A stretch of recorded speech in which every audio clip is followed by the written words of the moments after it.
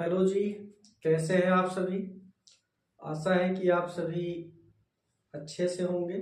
आप लोगों की तैयारी बेहतर चल रही होगी और आप लोगों की तैयारी के कड़ी में ही मैं बहुत ही बेहद महत्वपूर्ण क्वेश्चन के साथ आप लोगों के बीच में उपस्थित हूँ।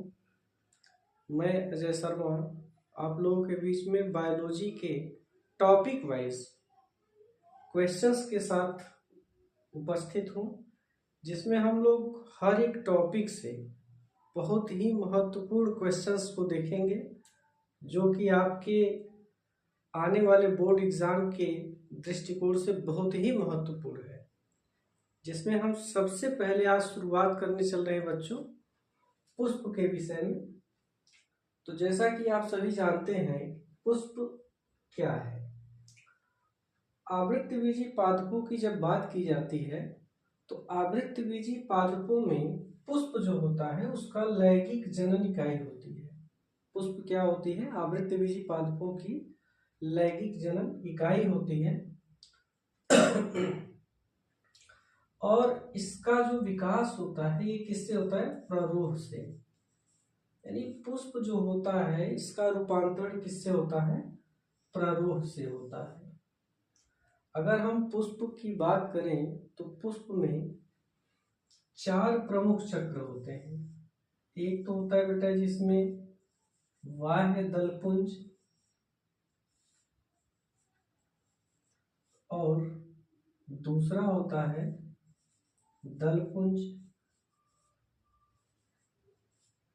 और तीसरे नंबर की बात करें हम तो तीसरे नंबर पर यहाँ लिखा हुआ है पुमंग और जायांग। यानी पुष्प की संरचना को अगर आप देखिए तो पुष्प की संरचना में 4 प्रमुख भाग होते हैं।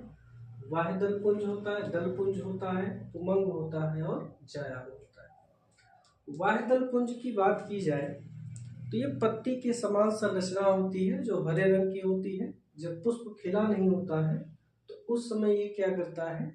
कली की अवस्था में पुष्प को प्रोटेक्शन प्रोवाइड करता है और साथ में भोजन के निर्माण का भी कार्य करता है। वही दलपुंज की बात की जाए, इसे कैलिक्स कहते हैं, इसे करोला कहते हैं इंग्लिश में। अगर दलपुंज की बात की जाए तो ये पुष्प का सबसे आकर्षक भाग होता है और अलग अलग प्रजाति के पुष्पों में इसका जो कलर होता है, रंग होता है, वो अलग अलग होता है। ये कीटों को अपनी तरफ आकर्षित करते हैं ताकि परागण की क्रिया आसानी से हो सके। आगे हम चलते हैं, पुमंग की बात करते हैं। तो पुमंग जो होता है ये पुष्प का नर जनन भाग होता है। पुष्प का क्या होता है? नर जनन भाग होता है। और जायांग जो होता है ये पुष्प का मादा जनन भाग होता है। तो इसमें हम आज सबसे पहले चर्चा करेंगे किस पे? पुमंग के विषय में हम लोग थोड़ा विस्तृत चर्चा करते हैं, देखते हैं इसमें। पुमंग की अगर संरचना की बात की जाए तो पुमंग की संरचना जो होती है वो कुछ इस तरीके से होती है। इसमें 2 भाग होते हैं, एक तो होता है परागकोश और दूसरा जो होता है तंतु होता है।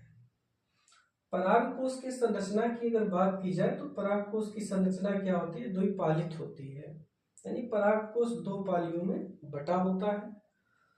और इनको थोड़ा सा और अगर डिटेल किया जाए तो ये जो द्विपालित संरचना होती है, अगर इसका टीएस सेक्शन लिया जाए और उस टीएस सेक्शन में अगर परागकोश को देखें तो परागकोश की संरचना कुछ इस तरीके से दिखेगी, इस प्रकार से,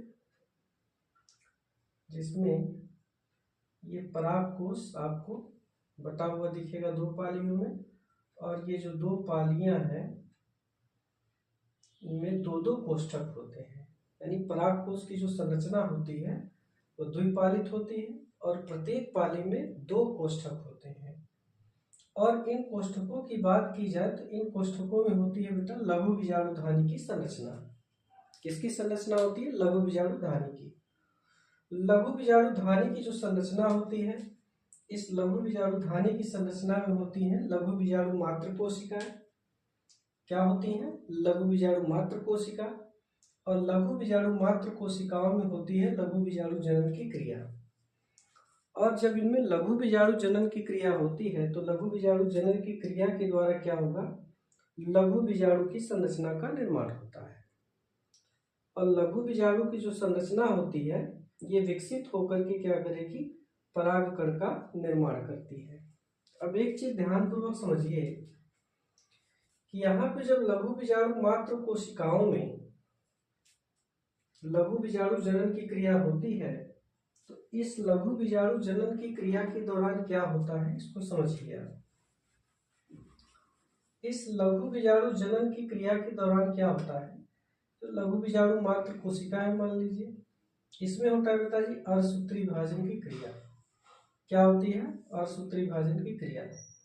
और इस अर्धसूत्री विभाजन की क्रिया के द्वारा क्या होता है, यहाँ पे इस तरीके से प्रत्येक लघु बीजाणु मात्र कोशिका जो है ये विभाजित होती है और विभाजित होकर के 4 अवृत कोशिकाओं का निर्माण करती है, जिसके ऊपर क्या होता है, एक विशेष प्रकार का आवरण जो कि कैलोज से निर्मित होता है, रासायनिक पदार्थ है, इसके चारों तरफ एक आवरण बनाता है और इस संरचना को कहते हैं लघु बीजाणु चतुष्क।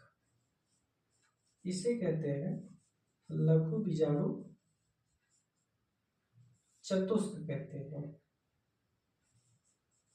अब ये जो लघु बीजाणु चतुष्क की संरचना है इसके ऊपर से क्या होता है, जो कैलोज का आवरण है ये हटेगा, जिसके लिए टेपिटम कोशिकाएं विशेष प्रकार के रासायनिक पदार्थ का स्राव करती हैं जिसे कैलोज कहते हैं, कैलिजिनेज कहते हैं।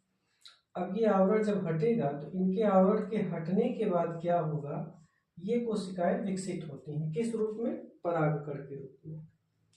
यानी लघु बीजाणु चतुष्क की प्रत्येक कोशिका विकसित हो करके ये क्या करेगी, परागकण की संरचना का विकास करती है। और परागकण जो होता है कुछ इस तरीके से, इसमें 2 कोशिकाएं आपको देखने को मिलेंगी।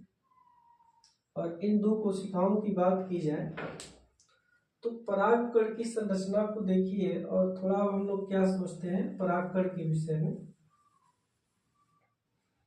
यहाँ पे जो परागकण है, परागकण में 2 कोशिकाएं हैं, एक कायी कोशिका होती है और दूसरी क्या होती है, जननी कोशिका। तो यहाँ पर जो बड़ी वाली कोशिका है, इस बड़ी वाली कोशिका को बता कहते हैं कायी कोशिका, और ये जो छोटी वाली कोशिका दिख रही है इसको क्या कहते हैं, जननी कोशिका कहते हैं। अब कायिक कोशिका क्या करती है, ये पोषण प्रदान करने का कार्य करती है। जननी कोशिका क्या करती है, ये जनन की क्रिया में भाग लेगी। लेकिन इसके पहले क्या होगा, जननी कोशिकाओं में समसूत्री विभाजन की क्रिया होती है और समसूत्री विभाजन की क्रिया के बाद क्या होगा, इसमें 2 नर युग्मों का निर्माण होगा। यानी ये जो आप परागकण की संरचना को देख रहे हैं, ये परागकण की संरचना आगे चल करके ये विकसित होती है, ये क्या होती है, त्रिकोशिकीय संरचना में परिवर्तित हो जाएगी। यानी इसमें क्या होगा, 3 कोशिकाओं का निर्माण हो जाता है। और शुरुआती समय में जब परागकोश के प्रस्फुटित होने से परागकण बाहर आते हैं तो मैक्सिमम केसेस में क्या होता है, 2 ही कोशिकाएं होती हैं। बाद में जब ये वर्तिकाग्र पर पहुंचेगा तो वर्तिकाग्र पर पहुंचने के बाद क्या होगा, इसमें युग्मकों की संख्या यानी जो जननी कोशिकाएं विभाजित होगी उसमें समसूत्री विभाजन की क्रिया होगी जिससे 2 नर युग्मों का निर्माण होता है। तो बेटा जी ये तो बात हो गई किसकी, नर जनन तंत्र की, यानी पुमंग की बात हो गई। अब इसके बाद हम लोग क्या करेंगे, जायांग की संरचना पर चर्चा करेंगे।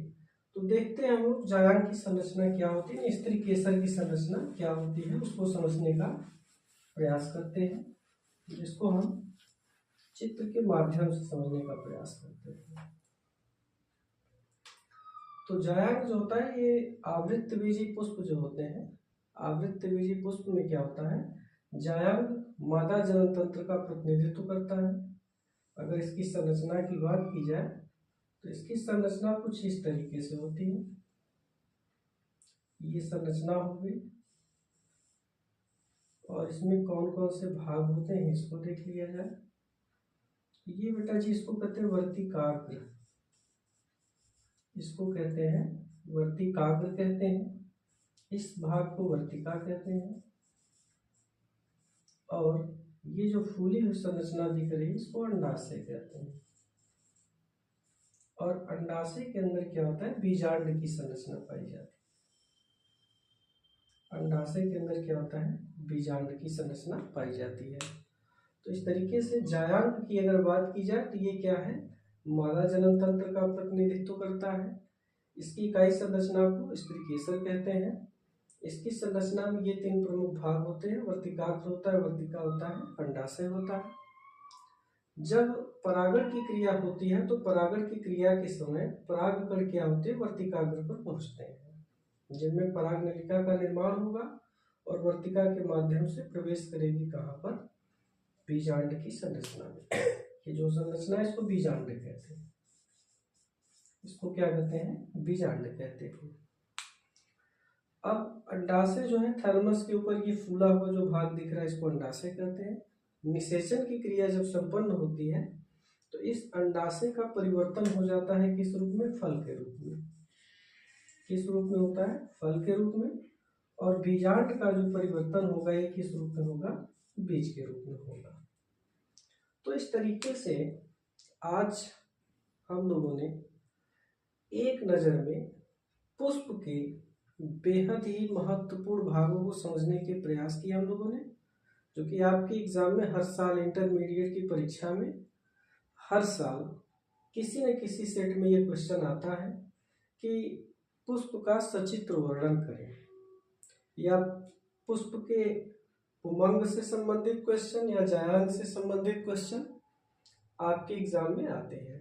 तो इस तरीके से आज हम लोगों ने इस महत्वपूर्ण टॉपिक को देखा। इसी कड़ी में अगले टॉपिक में हम लोग दूसरे महत्वपूर्ण क्वेश्चन के साथ उपस्थित होंगे। आज